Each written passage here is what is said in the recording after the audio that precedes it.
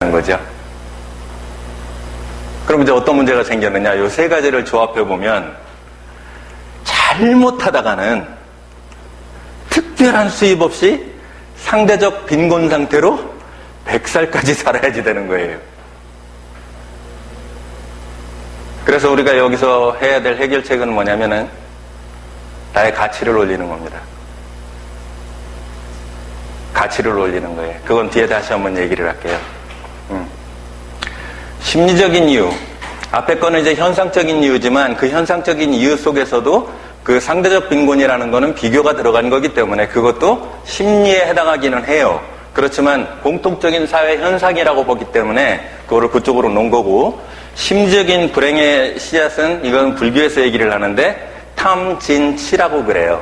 삼독이라는 말을 써. 세 가지 독이다. 욕심내는 거. 탐욕이라고 그래요. 진노. 아주 화내는 거. 어리석을 치자거든요. 어리석음. 근데 저 세 개 중에서 가장 그 핵심이 되는 게 뭐냐면 어리석음입니다. 어리석음 때문에 나머지들이 발생을 해요. 우리 눈높이로 지금 그 나방을 보게 되면 나방은 모닥불로 뛰어들어가죠. 참 저 죽을지도 모르고 저거 낚시를 하면 물고기가 그걸 물죠. 에이쿠 이거 지가 죽을지도 모르고 잡힐지도 모르고 쥐덫을 놓죠. 지가 덥석 무는 거 보고 아이고 역시 쥐니까 머리가 그죠? 근데 우리보다 더 높은 지능의 인공지능이나 그런 어떤 영적인 존재가 우리를 쳐다본다면 우리는 뭐가 돼요?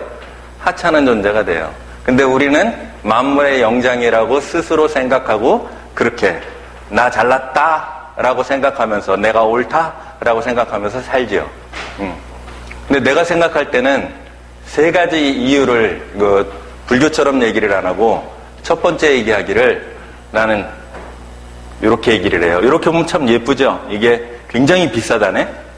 이게 아라비안 나이트에 나오는 양탄자잖아. 이게 몇 천만 원을 한다는 거야. 근데요, 이렇게 보면 예쁘잖아요. 근데 이걸 뒤집어 보면 저렇게 생겼거든요. 이걸 뒤집으면 뒤에는 여러분들이 자수를 놓으면 어떻게 돼요? 앞면은 예쁜데 뒷면은 어때요? 뒷면 보여줘요 누가? 안 보여주잖아요. 즉 다른 사람의 겉과 나의 속을 비교하니까 그래. 나는 내 속을 볼 수 있지. 근데 다른 사람 속은 내가 볼 수가 없잖아. 일단 자, 이 맥주가 있어요. 이 맥주만 딱 놓고 나면 내가 이거 따면 지금 저 안에 있는 지금 내용물이 어떤 상태인지 여러분이 알 수 있어요, 없어요? 내가 흔드는 걸 봤다면 여러분 알겠지. 근데 내가 흔들지 않고 눈 가리고 놨다가 그냥 흔들었는지 안 흔들었는지 모르고 그냥 놓는다면 여러분은 어떤 상태인지를 알 수가 없는 거죠.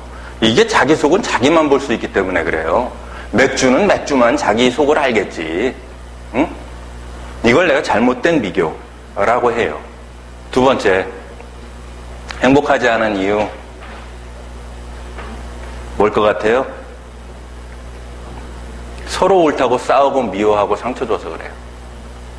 싸우는 이유는 내가 옳아서 그래요. 내가 옳아서 그래요. 사실은 옳다 그러다는 그거는 때와 장소, 시간 아까 얘기한 거 그거에 따라서 달라집니다.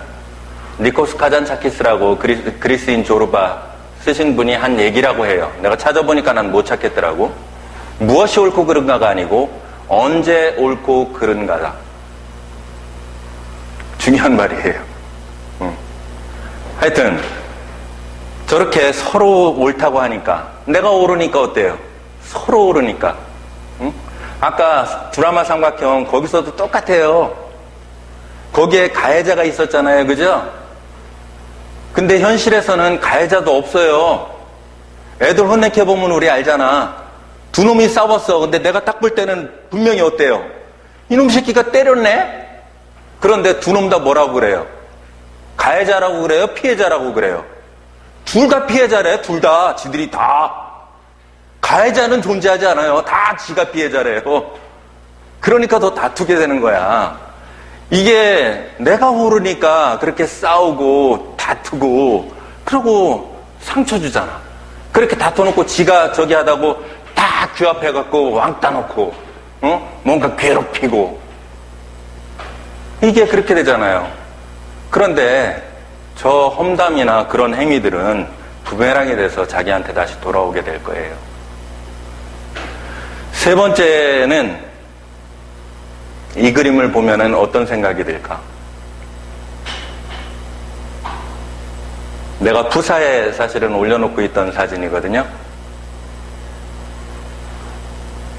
저 아이는 다리를 저렇게 그려놓고 있네요.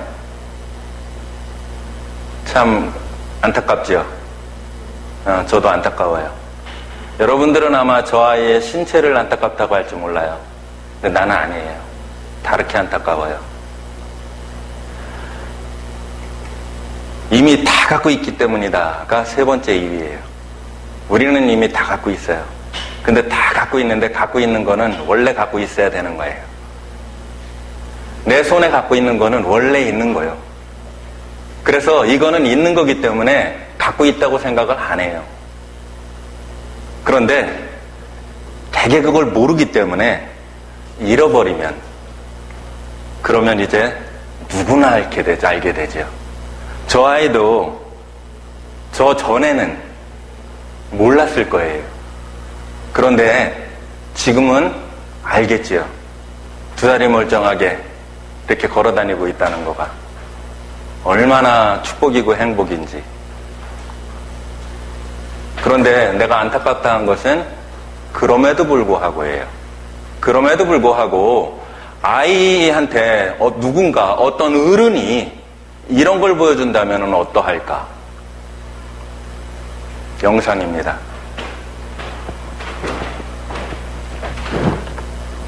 최근 중국에서 이 영상 속 주인공이 네티즌들에게 큰 울림을 주고 있습니다. 두 다리가 없고 부모가 누군지도 모르는 채로 자랐지만 누구보다 밝은 미소로 도전을 멈추지 않는 여성인데요. 베이징 송호토파 리포터입니다.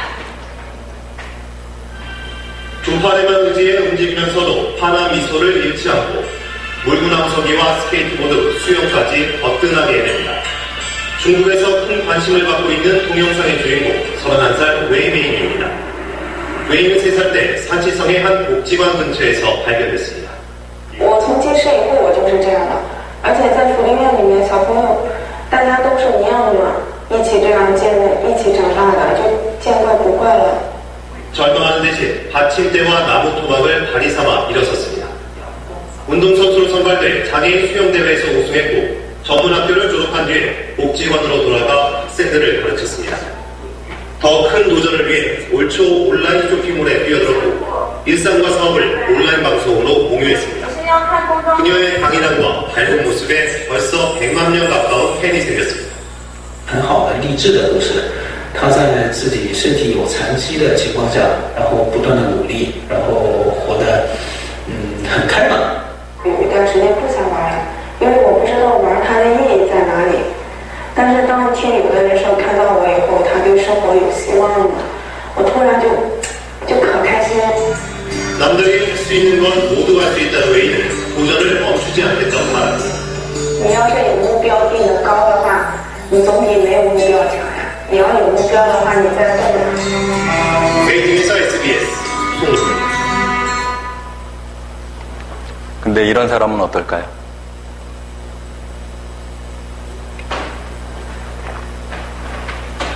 닉 부이치치 같은 경우도 아까 그 아이랑 비교를 하면 훨씬 불행한 상황이 되잖아요.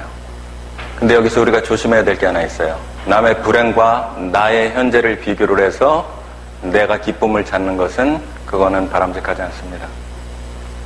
내가 저 상황이 됐더라도 나 역시 잃어버린 것보다는 내가 가지고 있는 것에 더 마음을 쏟겠다라는 그런 마음을 내는 것, 그게 더 중요하다는 거예요. 그래서 내가 아까 그 아이한테 안타깝다고 한 것은 아이가 안타까운 게 아니고 그 아이 주변에 어떤 스승이나 선생님이 없어서 그 아이한테 그거를 알려주지 못하고 있는 상황.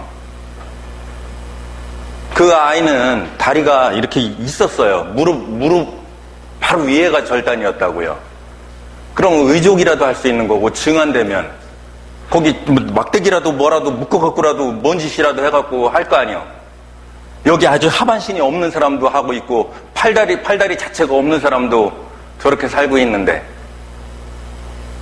그럼 그 아이의 입장에 내가 됐다고 할 때, 내가 그렇게 그렇게 그려놓고 있는 내가 이제 팔이 내가 또 날아가 버렸네? 그럼 그때 또 알겠죠. 아, 2다리 잘라졌을 때도 행복이었구나. 그러겠죠? 이게 내가 생각하는 우리가 행복하지 않은 이유 3가지입니다. 그래서 이런 얘기 많이 하죠? 저 물을 보면은 되게 이렇게 놓고 애게 반밖에 그러면 저거 부정이야 이렇게 얘기하죠? 그래서 뭐라고 그래요? 그래도 반이나 있네 그러면서 긍정하라고 그러죠? 근데 저는 그렇게 얘기하지 않을 거예요. 하나 난 더 했으면 좋겠어요. 여기다가 정말 고마워. 이게 감사잖아요.